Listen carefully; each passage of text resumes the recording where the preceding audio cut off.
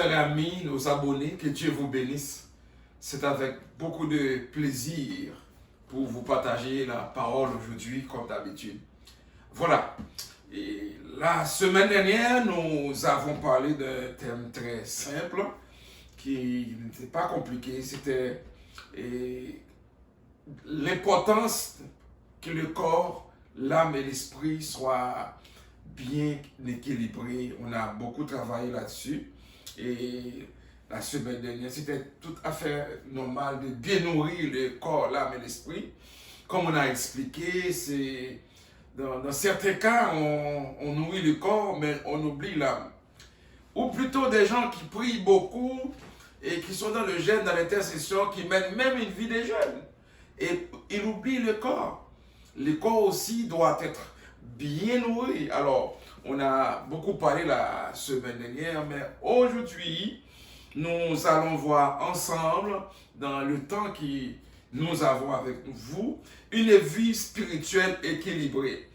Et dans ce temps-ci, je crois à mon humble avis, on ne peut pas prendre la parole sans pour autant parler de la situation actuelle. On essaie des fois de passer à côté, on essaie de faire un petit tour là, un petit 45, mais on va retourner dedans de toute façon, de parler le confinement, la situation, et dans le monde entier, qu'est-ce qui arrive, qu'est-ce qui ne marche pas, etc. Mais vous le savez déjà, et nos églises sont quasiment confinées en ce moment. Au moment même où je vous parle, on a le droit de réunir avec 25 personnes, vous le savez. Et pour certaines églises, 25 personnes c'est beaucoup, mais pour d'autres, 25 personnes c'est plus ou moins le staff, l'équipe, bien entendu. Alors, nous vivons cette situation, mais il ne faut pas oublier aussi, et il y a une faute de dépression, les santé mentale. En d'autres termes, il y a du pain sur le plancher. Et pour les professionnels de la santé et les travailleurs sociaux, la police, etc. Mais l'Église aussi doit mettre son grain de sel. L'Église, à mon humble avis, je ne sais pas pour les autres, hein, mais à mon humble avis, l'Église n'est pas seulement là pour avoir un grand bâtiment, ou du moins et parler de l'argent, et la dîme, les offrandes, les voyages missionnaires, et parler du salut seulement. Mais l'Église aussi a à mon avis, bien entendu, l'Église a son utilité aussi dans cette situation. Et l'Église doit être, à mon avis, l'Église doit être présente, l'Église doit être là auprès des gens pour les accompagner, etc.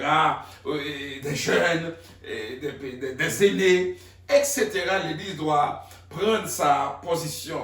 Mais est-ce que c'est suffisant d'être en arrière d'un écran pour parler de Jésus? Moi, je crois que ce n'est pas suffisant. L'Église doit faire encore plus que ce qu'on fait d'habitude. Alors, si cette situation se présente et on est là, on ne sait pas pour combien de temps, alors nous devrions changer notre stratégie, à mon avis, notre façon de parler, notre façon de voir des choses, notre façon plus d'appeler, notre façon qu'on met nos cultes, nos temps de prière, etc. Mais n'oubliez pas, la Bible ne change pas. Et la Bible ne change pas. Et ce que nous voyons aujourd'hui, cela ne surprend pas les serviteurs de Dieu. Ceux qui lisent la parole, qui ont la révélation de Dieu, et ce mauvais temps n'est pas une surprise pour nous. Alors, tout simplement, nous pouvons dire ou être d'accord ensemble, nous sommes arrivés vraiment ce qu'on appelle la fin des temps. Alors, c'était prédit, c'était prophétisé par les différents anciens prophètes. Alors, nous sommes en train de vivre quelque chose aujourd'hui. Nous devions nous arranger pour passer au travers. Alors, nous avons vu ensemble et l'importance de bien nourrir le corps, l'âme et l'esprit. Sinon, vous allez vous mettre dans un petit coin perdu et puis ça va finir mal. Mais avant tout là, prenons un moment pour prier avec moi, s'il vous plaît. Père, dans le nom de Jésus-Christ de Nazareth, nous voici devant toi, Père. Nous avons besoin de toi. dans ce moment difficile où quasiment les églises sont quasiment confinées, et nous voyons les problèmes, personne ne parle pas, personne ne dit rien, mais les problèmes sont là, les situations difficiles, nous les vivons maintenant. Seigneur, je suis en face, et mes frères et sœurs, je suis en face, mes abonnés, mais tu es aussi là, Seigneur. Tu es absent du corps, mais tu es présent en l'esprit. Même que toutes les petites phrases qui sortent dans ma bouche soient une bénédiction pour chacun de nous, au nom de Jésus. Tu as l'habitude de m'utiliser dans le passé, mais aujourd'hui, j'ai besoin de toi. Fais-le pour ta gloire, au nom de Jésus, à lui seul, la louange et la gloire au siècle des siècles. Amen et amen. Alors aujourd'hui, dans quelques minutes que nous aurons à passer ensemble, nous allons voir une vie spirituelle équilibrée. Alors nous avons vu pour le corps la fois dernière, mais une vie spirituelle équilibrée. Chers frères et sœurs, avant d'aller plus loin, je vais vous lire un texte biblique dans Romains chapitre 12, les versets 1er à 3.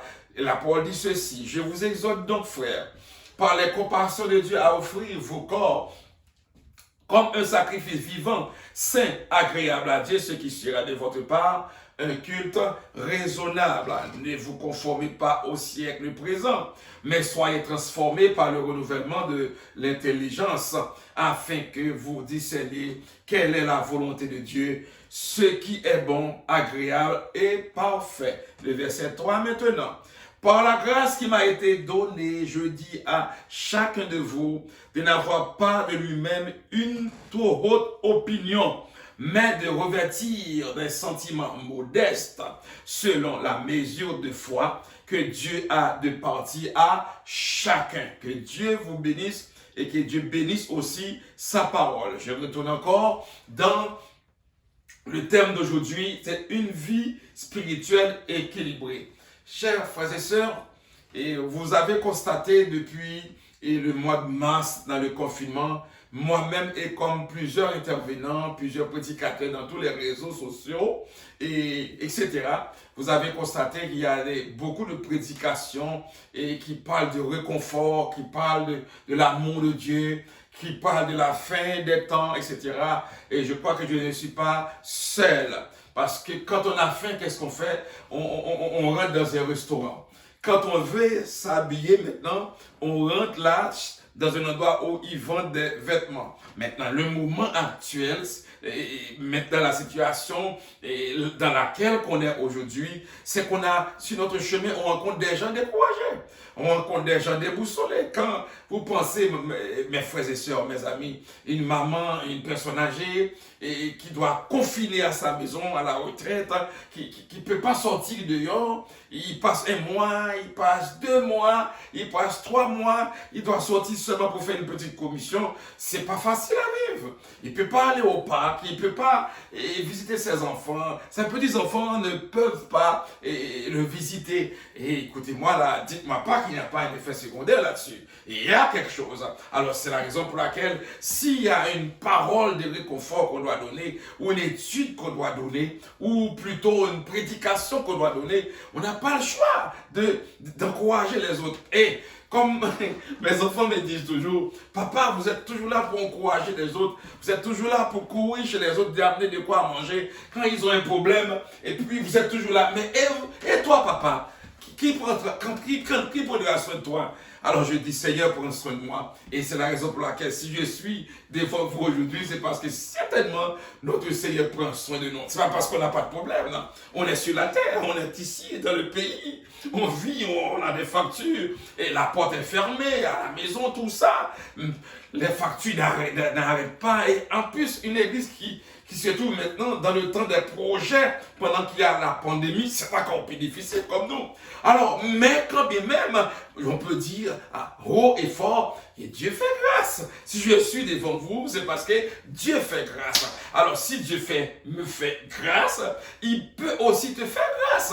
Alors, c'est pour ça que je rejoins ma foi avec la tienne, mon frère, ma soeur, pour dire nous pouvons quand même, au moment de la difficulté, de mener une vie spirituelle équilibrée. pas une vie tête à tête, une vie qui marche à se plaindre, une vie qui dit oh non, une vie découragée, une vie qui dit Dieu ne peut plus, on dirait que Dieu n'existait pas. Si Dieu existait, pourquoi ceci, pourquoi cela? Non, on peut avoir toujours de la difficulté, on peut avoir toujours des problèmes, mais encore on mène une vie équilibrée. Ma mère qui est décédée m'a toujours dit, problème pas comme tomber sous pied bois, c'est sous chrétien vivant tomber. Je crois que ce proverbe nous concerne aujourd'hui. On peut vivre dans les difficultés, dans les troubles, mais on est encore équilibré. Le texte ici que je viens de lire, c'est l'apôtre Paul qui l'a écrit. Dès qu'on parle de Romains, vous voyez déjà le son de l'apôtre. Lorsque l'apôtre dit, je vous exhorte donc frères, par les compassions de Dieu, à offrir vos corps comme un sacrifice vivant, saint, agréable à Dieu, ce qui sera de votre part un culte raisonnable. La Bible a raison, frères et sœurs. Mes amis, la Bible a raison. Si on regarde dans le passé, comment c'était difficile pour offrir des sacrifices à l'Éternel. Il fallait un temple, il fallait quoi? Quelqu'un qui porte l'arche, il y a un sanctuaire, tout, etc. Vous connaissez l'histoire sans doute comme moi. Mais maintenant, nous avons la grâce que nous-mêmes, nous sommes un temple. Le corps est un temple. Alors nous devrions offrir, même au moment de la difficulté, nous devrions offrir le corps comme un sacrifice vivant. C'est pas parce qu'il y a la pandémie dehors, c'est pas parce qu'il y a des difficultés, c'est pas parce qu'il y a un problème. Alors je vais me laisser aller. Je vais dire, Satan, oui, voilà, mais voilà. Non, je peux avoir de la difficulté, mais je peux avoir beaucoup de problèmes, mais quand bien même, je me présente devant Dieu comme un sacrifice de bonne odeur. Vous me voyez devant vous aujourd'hui, c'est pas Jolet, mais le problème est là. Vous ne savez pas combien je pleure dans mon lit hier soir. Vous ne savez pas. Personne ne sait pas, le frère à côté, le pasteur là-bas, comment il pleure, comment il souffle. Mais en tant que serviteur de Dieu, je dois me tenir devant vous pour vous encourager, pour vous dire, il faut mener une vie équilibrée parce que notre Seigneur est vivant, il est fidèle. S'il ne nous exauce pas aujourd'hui, s'il ne répond pas aujourd'hui, il va nous répondre demain parce qu'il n'est pas sourd. Par exemple, j'ai un problème, un petit témoignage, je prie beaucoup, on dirait que ça ne marche pas. Je prie beaucoup, ça ne marche pas. Et puis, je passais la nuit à parler à mon épouse, voilà. Et puis, j'ai eu un songe. Quelqu'un est venu, il m'a dit d'attendre. Mais il ne m'a pas dit pour combien de temps. Si c'est pour un mois, une semaine, ou bien un an, ou 5 ans, je ne sais pas. Sauf qu'il m'a dit d'attendre. Alors aussi, des fois, quand vous êtes en difficulté, il peut vous dire aussi, attendre. Même si le problème n'est pas encore résolu, mais le fait d'entendre cette voix qui nous dit attendre, cela nous fortifie et cela nous aide à amener une vie spirituelle équilibrée pour dire ah, le Seigneur est avec moi, ah, il fait la route avec moi, j'ai l'assurance de mon Sauveur, même si ça ne va pas, même si je suis en difficulté, même si la PCI est finie, c'est plus compliqué maintenant, mais avec Dieu, il y a encore de l'espoir. Si j'étais dans un culte, je pourrais dire, on va dire Alléluia. Notre Seigneur est fidèle. Notre Seigneur est grand. Et le texte continue pour nous dire, par la grâce qui m'a été donnée, je dis à chacun de vous de n'avoir pas de lui-même une trop haute opinion. Des fois, on met trop haut la balance. Ah là là. Des fois, on met trop haut la balance. Parce que il n'y a rien au monde, il n'y a aucune grandeur dans la vie, aucune position dans la vie qui ne peut pas s'empêcher un jour. Vous pouvez avoir un rendez-vous avec votre banquier, un rendez-vous avec votre médecin, votre pasteur, et il arrive sur la route, vous avez un problème, vous avez une crevaison, vous avez quelque chose qui ne marche pas. Des fois, quand vous pensez, vous êtes mais pourtant, devant Dieu, vous êtes comme ça. Alors, il ne faut pas avoir une trop haute opinion pour dire, ah, c'est la faute de ci, c'est la faute de ça. Oui, on peut voir aussi une faute. Mais il y a une chose que je crois, à laquelle je crois beaucoup, comme sans doute plusieurs d'entre vous, vous croyez aussi cette parole-là. Si Dieu ne permet pas quelque chose, et cette chose-là ne va jamais arriver. Est-ce que Dieu est parti en vacances? Non, il est là. Est-ce que Dieu ne veut plus, n'existe pas? Est-ce que Dieu donne son autorité, sa clé à quelqu'un? Moi, je dis non. Ça veut dire, je dis à quelqu'un, il faut mener une vie équilibrée. Parce que là où vous êtes, le Seigneur est avec vous. Là où vous marchez, le Seigneur est avec vous. C'est parce que vous frappez les pieds, vous dites, ah, le Seigneur n'est pas là. Ah, le Seigneur est absent. Non, il est là, notre Seigneur.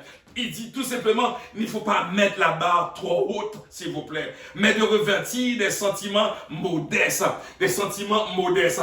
Ça veut dire aujourd'hui, on est en pandémie, ça va pas ci, ça va pas ça. Je dis, moi, je vais rien savoir des réseaux sociaux. Je crois que comme moi-même, comme plusieurs pasteurs, ce n'est pas mon souhait. D'habitude, on est à l'église chaque mercredi, on pose les études bibliques, les sujets, on donne les feuilles, les gens posent des questions, tout ci, etc. Je le souhaiterais bien.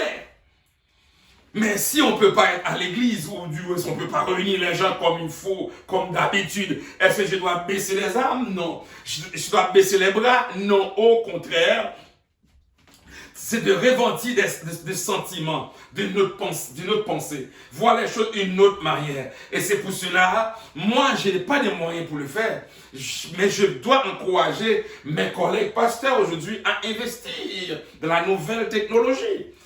Je ne sais pas si je suis correct ou non. Si je suis correct, quelqu'un va me donner un amen, comme like. Vous allez me liker là, avec une pouce comme ça. Amen. Liker pour moi signifie amen. C'est vrai qu'on fait des grands bâtiments maintenant. Mais tu vois un grand bâtiment maintenant, je ne sais pas, peut-être dans 1 an, ou dans 2 ans, ou dans 3 ans, ou dans 4 ans, je suis d'accord avec vous. Mais dites-les-moi clair aujourd'hui. Avez-vous combien de personnes vous allez rentrer dans le bâtiment aujourd'hui? Pas beaucoup. Alors c'est la raison pour laquelle, s'il y a une grosse dépense à faire, pour moi-même, si c'est une dépense, il est vrai, peut-être ma vidéo n'est pas la meilleure des vidéos. Peut-être ma présentation n'est pas la meilleure des présentations. C'est parce que je dis. Mais cela n'empêche pas que je donne un conseil ou bien une exhortation à mes collègues, à mes collaborateurs, à mes collaboratrices d'investir dans la nouvelle technologie. Et ça coûte cher. Une caméra, ça coûte cher. Il faut avoir l'Internet rapide. Il faut avoir les trucs rapides. Ça coûte cher. C'est du cash. C'est de la dépense. Les techniciens qui s'occupent de ça, par exemple. Et écoute là, moi je prêche très bien. Comme beaucoup de pasteurs, vous prêchez même mieux que moi. Mais vous ne connaissez pas grand chose de la technologie. Il faut dire la vérité. Cette technologie-là qui s'avance à grands pas comme une machine à grande vitesse, là, une vitesse de croisière. Il y a des professionnels qui font des études là-dessus. Vous n'avez pas le choix maintenant de débourser, de les payer, etc., etc. Alors c'est ça. C'est ça la transformation. C'est ça la transformation. Dans le passé, imaginons quelqu'un qui va se tenir debout avec le téléphone dans sa main, il va prêcher dans le téléphone et les autres enfants vont écouter. Jamais on n'est pensé à cela. Et imagine, moi j'aimais même pas les réseaux sociaux. Une page Facebook pour moi, c'était une page, je mets un autre nom dessus, j'avais peur ici, j'avais peur là-bas. Maintenant, on est tous dedans. On est tous dedans. Ceux qui ne sont même pas capables, là, ils doivent appeler les professionnels pour les aider et les payer comme une hypothèque. Alors, je vous encourage. Et c'est pour ça que le texte dit de revêtir les sentiments modestes selon la mesure de foi que Dieu a départi à chacun. Alors, vous allez avoir une vie équilibrée selon la mesure de foi que Dieu t'a donnée. Alors, je dis, chers frères et sœurs, c'est possible de mener une vie d'équilibre. C'est possible. Des fois, on dit, on a trop de problèmes, on a trop de difficultés. Ça ne va pas pour moi et ça va mieux pour le pasteur à côté. Non, tu es là, il y a de l'espoir. Des fois, vous avez des projets 5 ans, 10 ans, comme moi. Des projets, vous pensez que ça va réaliser dans 3 mois. Mais 3 mois, ça fait 3 ans. Tu pensais que ça allait réaliser dans 3 mois et pourtant maintenant, ça fait déjà 3 ans. Ça veut dire quoi? Le Seigneur n'est pas là. Non, des fois le Seigneur veut vous enseigner quelque chose. Je le dis, le Seigneur veut vous enseigner quelque chose. Tout ce qui est important, qui doit être important pour vous, ce n'est pas la compétition. Le sentiment modeste, ce n'est pas la compétition, mais c'est de voir, est-ce que Dieu est avec toi? Mon frère, est-ce que Dieu fait route avec toi? Et c'est ça qui doit être important. Et lorsque Dieu est avec toi dans les moments difficiles, combien de gens qui étaient riches aujourd'hui? Combien de gens qui avaient beaucoup d'argent aujourd'hui? Combien de gens qui avaient tout aujourd'hui? Mais on voit l'économie maintenant qui penche comme ça. On voit l'économie qui penche d'un seul côté maintenant. Mais je parle l'industrie touristique, je parle les hôtels, je parle les grandes salles de restaurants, les salles de congrès. Je pensais à tout ça. C'est pas mon domaine, mais je pensais à tous ces entrepreneurs maintenant. Veut ou veut pas, même s'il y a la subvention d'ici, la subvention là-bas, mais c'est un temps vraiment très dépressif pour ces gens-là. Il faut prier pour ces gens-là. Il faut trouver une façon, si vous connaissez quelqu'un qui est dans l'un de ces domaines, comment l'encourager, comment le supporter par une parole, par un mot, par un geste, parce que c'est un moment difficile. Et c'est pour cela, nous les pasteurs, nous formons l'équipe maintenant, nous appelons l'un l'autre de temps en temps pour expliquer comment la situation, comment ça a été l'église, comment vous faites avec les factures, etc. On n'a pas le choix. Ça va pas c'est l'un va aider l'autre, mais le fait d'entendre les problèmes de l'autre, le fait d'entendre la situation que traverse l'autre, ça nous fortifie. Et puis avant de partir, on passe un temps ensemble dans la prière. Dieu nous fortifie. Et qu'est-ce qui arrive? On mène une vie équilibrée dans la présence de Dieu. La même manière qu'on nourrit le corps, la même manière qu'on nourrit l'âme, et puis l'esprit aussi est bien disposé. Je suis content, j'espère que vous compreniez où je veux m'en aller aujourd'hui. La Bible nous dit, c'est dans le plan de Dieu que nous soyons très bien. Il faut vivre dans l'amour de Dieu. Tout ce que vous pouvez faire, vous pouvez frapper n'importe quelle porte maintenant, mais pour vivre bien, il faut vivre dans l'amour de Dieu. Dans l'amour de Dieu, chers frères et sœurs. Si je lis Romains chapitre 5, verset 8 maintenant, mais Dieu prouve son amour envers nous, en ce que lorsque nous étions encore des pécheurs, Christ est mort pour nous. Dieu lui-même, il a envoyé son Fils unique de mourir pour nous à la croix. Et c'est pour cela, même lorsqu'il y a la pandémie, lorsqu'il y a la difficulté, même s'il y a toutes sortes de choses, nous avons quand bien même quelqu'un qui intercède pour nous au ciel. Son nom est Jésus de Nazareth.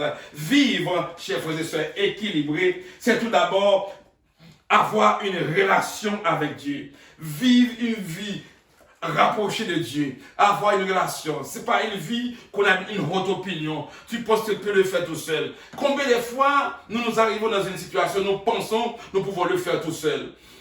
Et pourtant nous faisons l'échec. Quand je parle faisons l'échec, je dois faire attention parce que quand vous n'êtes pas ça, vous faites quelque chose que lui ou le monsieur ou la madame à côté n'est pas satisfait. Je dois vous dire quand même, quand vous faites la volonté de Dieu, vous faites ce que Dieu vous demande, c'est la même, vous allez en contradiction avec les hommes, parce que les hommes veulent qu'ils soient eux-mêmes satisfaits, mais un homme ne veut pas satisfaire un homme, et des fois, Dieu vous demande de prendre des décisions, de faire des décisions qui paraissent difficiles aux yeux des hommes, mais il faut s'assurer que vous êtes dans la volonté de Dieu. Et c'est la volonté de Dieu qui va vous donner la joie, qui avec cette volonté, vous allez mener une vie équilibrée. Que Dieu vous bénisse à comprendre cette parole. Je dis, c'est l'amour du Seigneur. Cet amour va nous propulser vers l'avant. Écoutez-moi, Seigneur. Pourquoi, quand on vit dans l'amour de Dieu, et puis on mène une petite vie modeste, très simple, très calme. Je ne parle pas de la pauvreté là. Parce que tout le monde sait, moi je prêche contre la misère, contre la pauvreté. Mais une petite vie modeste. On n'a pas besoin nécessairement d'avoir la plus grosse voiture de la terre, la plus grosse maison du monde pour qu'on soit un grand pasteur. On n'est pas dans le concours français là. On prêche l'évangile pour que plus de gens puissent comprendre tout simplement. Mais on n'est pas dans un concours français. On n'est pas dans un concours de grosses maisons. On n'est pas dans un concours de grosses voitures. Oui, on peut toujours avoir une belle voiture, bien équilibrée. Mais ce n'est pas ça l'affaire. Quand l'église va être enlevée, comme on a beaucoup prêché, c'est ça, vous allez faire quoi avec la voiture? Quand l'église va être enlevée, vous allez faire quoi? Je dirais bien. Alors on a besoin, attention là, je dis bien, on n'a pas de problème avec ça. Mais quand même, une vie équilibrée, ça n'a rien à voir avec les biens de la terre. Une vie équilibrée, ça n'a rien à voir avec la richesse. Une vie équilibrée, cela n'a rien à voir avec le compte bancaire. Mais tout simplement, cela passe par le cœur, l'amour qu'on dégage pour Dieu. Et Dieu nous aime tout d'abord. Tout d'abord, nous sommes enfants de Dieu. Amen. Nous sommes tous enfants de Dieu. Laissez-moi bien expliquer ça. Quand vous êtes fils, ou encore fille de la maison, vous n'avez pas besoin d'autorisation de papa et maman chaque jour. Là. Oui, dans certains cas, il faut adresser avec les parents. Mais imagine, je suis à la maison, mes enfants sont là, et puis ils doivent manger, ils viennent m'appeler. Je peux prendre le jus, je peux prendre le lait, je peux prendre ci, mais c'est bizarre. Parce que tout le monde sait, dès que le lait est acheté, le lait est à la maison, le lait c'est pour la maison, on ne gaspille pas, mais on boit du lait. Par exemple, et je me rappelle, on a passé 10 ans chez nous, et tous mes enfants, ils ont permis de conduire. Nous avons 2 voitures, par exemple. Et ma fille a une voiture, mais je peux dire c'est la voiture de Ruth. Oui, je peux dire que c'est la voiture de Ruth, mais si je calcule là, je vois les gars, ils roulent plus cette voiture-là que Ruth. Des fois, ils sortent pour faire une commission, et puis je dis, mais avec quelle voiture tu vas sortir? Et la voiture qui est dehors. Et puis, c'est ça. Mais pourquoi l'étranger qui passe sur la route ne peut pas le faire? Un visiteur qui rentre chez nous, il ne peut pas le faire. Des fois, on dit, bon, on a un appel, on va sortir, et puis on regarde par la fenêtre si l'auto est là. Mais c'est normal. Et puis le temps qu'on arrive, des fois, on voit l'auto qui arrive, et puis nous, on s'embarque, etc. On fait tout ça pour économiser, c'est tout. C'est pas parce que chacun de mes enfants ne pourrait pas avoir une voiture, mais quand je fais l'analyse, les assurances, les matriculations, les entretiens, je dis, si demain on veut avoir une vie meilleure, il y a un gestionnaire qui m'écoute aujourd'hui, là, il va me donner un like. Ça c'est quoi? Mais si on veut avoir une vie meilleure demain, on veut partir dans l'investissement, mais il faut savoir comment économiser. Que Dieu vous bénisse à comprendre cette parole. Et cette économie-là, ça ne passe pas parce qu'on ne voyage pas, on ne fait pas de croisière, mais c'est dans toutes petites choses qu'on peut toujours aller chercher à la fin d'année, 1 000, 2 000, 3 000, quelque chose, et qu'on va pouvoir investir à l'avenir. Alors que Dieu vous bénisse à comprendre cette parole. Alors c'est pour vous dire, lorsque vous êtes fils, lorsque vous êtes fille de la maison, alors vous n'aurez pas besoin de l'autorisation. Alors, Dieu nous aime même, il nous rend, il nous amène à devenir son enfant. Il agit pourquoi? Pourquoi nous devenons l'enfant? Mais parce qu'à cause de son amour pour nous, pour l'humanité. Et c'est pour ça le verset très connu qu'on dit, car Dieu a tant aimé le monde qu'il a donné son Fils unique, afin que quiconque croit en lui ne périsse point, mais qu'il ait la vie éternelle. Et si vous retournez dans le même livre, Jean chapitre 1er, la parole même a dit, ceux qui acceptent de Jésus, à tous ceux qui l'ont reçu, la parole a donné le pouvoir de devenir enfant de Dieu. En tant enfant de Dieu, dans l'amour de Dieu, Dieu nous donne tout ce qu'il faut pour mener une vie équilibrée. Je crois que quelqu'un me comprend aujourd'hui. Que Dieu vous bénisse de cette parole. La Bible fournit de multiples exemples sur la manière de vivre une vie équilibrée avec Dieu. La Bible parle beaucoup de choses. Matthieu chapitre 11, il parle de Jésus compare sa propre façon de vivre avec les pharisiens religieux. Ça veut dire que vous ne pouvez pas copier sur les gens. Vous ne pouvez pas faire n'importe quoi. Vous ne pouvez pas faire tout ce que les autres y font parce que vous devriez mener une vie équilibrée. Quelqu'un va me dire, pasteur, je passe la nuit, j'étais malade. Oh, je souffre beaucoup, pasteur. Comment je vais faire pour mener une vie équilibrée? Mon ami, mon frère, ma soeur, mon abonné, tout ce que vous devriez faire, c'est de savoir que vous n'êtes pas capable, mais il y a quelqu'un qui est capable. Son nom est Jésus-Christ de Nazareth. Et je le répète très couramment. Je dis, si jamais on est ici aujourd'hui, si jamais ça marche aujourd'hui, si jamais ça fonctionne aujourd'hui, cela veut dire que je suis un homme sans problème. Non, j'ai beaucoup de problèmes. Des fois, je passe la nuit, je ne dors pas aussi comme vous. Vous comprenez? Mais lorsque je réfléchis, je pense aux promesses de Dieu sur ma vie. Ce que Dieu m'a dit, qu'est-ce qu'il va faire? Il m'a dit d'attendre, même si j'ai la douleur, même si j'ai la souffrance, même si mon cœur me fait mal, mais je m'appuie sur la promesse de Dieu, qui lui-même, qui n'est pas un menteur, il va arriver en son temps. Il faut tout simplement être capable d'avoir la patience de l'attendre. Lorsqu'il va faire son apparition, vous allez voir, il ne va pas le faire comme un homme. Que Dieu vous bénisse. Que Dieu vous soutienne à mener une vie équilibrée spirituellement. Chers frères et sœurs, le renouvellement de l'intelligence dans le verset 6. Dieu veut nous rénover l'intelligence pendant la pandémie. Et je vais m'arrêter là. Mon temps est fini. Dieu veut nous renouveler l'intelligence. La manière qu'on vivait, la manière qu'on marchait, la manière qu'on prenait les choses, la manière que les choses fonctionnaient. Dieu veut que nous soyons intelligents autrement. Car la parole parle de l'intelligence. Souvent, notre vie sur le monde, nos expériences passées influence notre version de la vérité. Souvent, nous pensons que nous pouvons le faire comme ça, comme ça, comme ça, comme ça et comme ça. N'oublie pas, je dis toujours, quand je dis comme ça, comme ça, comme ça, pas pour plaire à quelqu'un là. Pas grave si quelqu'un te déteste, dès que tu sais que tu es dans la volonté de Dieu. Alors c'est là, il faut faire attention là. Il faut faire attention. Alors, chers frères et sœurs, il faut vivre avec l'intelligence que Dieu donne. L'intelligence renouvelée, une façon de voir les choses autrement. Chers frères et sœurs, chers amis, chers auditeurs, chers abonnés, une vie équilibrée, c'est une vie qui marche dans l'amour du Seigneur. Une vie équilibrée, c'est une vie qui marche dans la foi. Une vie équilibrée, c'est une vie remplie de patience. Une vie équilibrée, on voit ça au niveau de la famille. Une vie équilibrée n'écoute pas qu'est-ce qu'ils disent là-bas, mais écoute ce que Dieu dit. Une vie équilibrée, même lorsque tu es dans la difficulté, mais tu es capable d'avoir un vrai sourire pour partager à nos frères et sœurs qui sont accablés. Alors que Dieu vous bénisse. Nous avons parlé aujourd'hui de la vie de l'apôtre Paul qui a demandé une vie, qui a parlé d'une vie équilibrée, que Dieu nous a approuvé son amour envers nous. Et nous avons parlé aussi de ne pas nous conformer au siècle présent. Le siècle présent, c'est quoi? C'est la conformité, c'est différent avec le marché, une vie équilibrée. Ce n'est pas faire ce que les autres font là-bas. Ce n'est pas croire à n'importe qui, vous allez vous mettre dans tous les troubles du monde, vous allez détruire votre foyer, vous allez détruire les amitiés importantes, etc.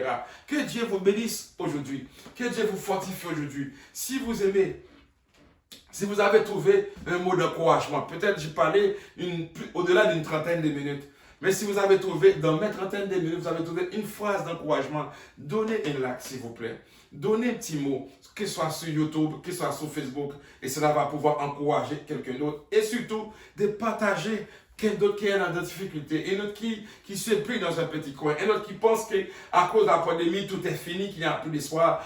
Au moins, il va se ressourcer davantage pour rembourser le chemin. Que Dieu vous bénisse et je prie pour vous. Père, dans le nom de Jésus, merci pour ta présence, merci pour le temps. Une vie équilibrée, c'est ce que nous réclamons aujourd'hui. Il y en a beaucoup qui écoutent aujourd'hui, qui sont découragés et abattus, désespérés, ils ne savent quoi faire, où aller, etc. Personne ne m'appelle, je n'ai plus d'amis, je n'ai pas entendu mes enfants, je n'ai pas entendu mon médecin, maintenant on ne peut pas présenter la clinique, c'est à la téléphone, c'est au téléphone, blablabla, plein de choses, Seigneur. Mais que tu sois là pour nous, Père. Même si tout peut fermer, tout peut abandonner, tout peut nous quitter, Seigneur. Mais la seule chose, je sais, tu es avec nous. Fais-le pour ta gloire au nom de Jésus. Il y a un cœur bouleversé, il y a un cœur découragé, il y a un qui est malade aujourd'hui, mais qui a besoin de voir ta gloire. Manifeste ta gloire, Père, dans un corps qui est malade, qui écoute ici, qui écoute pas loin, qui écoute en quelque part, mais qui se soit touché par ta présence. Il y en a quelqu'un qui a peur de sortir à cause du coronavirus, Seigneur. Mais quand tu nous baillotes, Seigneur, tu es avec nous, Seigneur, nous avons la victoire. Avec chacun de nos papas célestes, et je prie au nom de Jésus. À lui seul la louange et la gloire au siècle des siècles. Amen. Alors merci à tout le monde, à la prochaine. Merci aussi à l'évangéliste Mathieu et toute la famille et nos amis qui prient pour nous. Merci beaucoup. À la prochaine. Au revoir.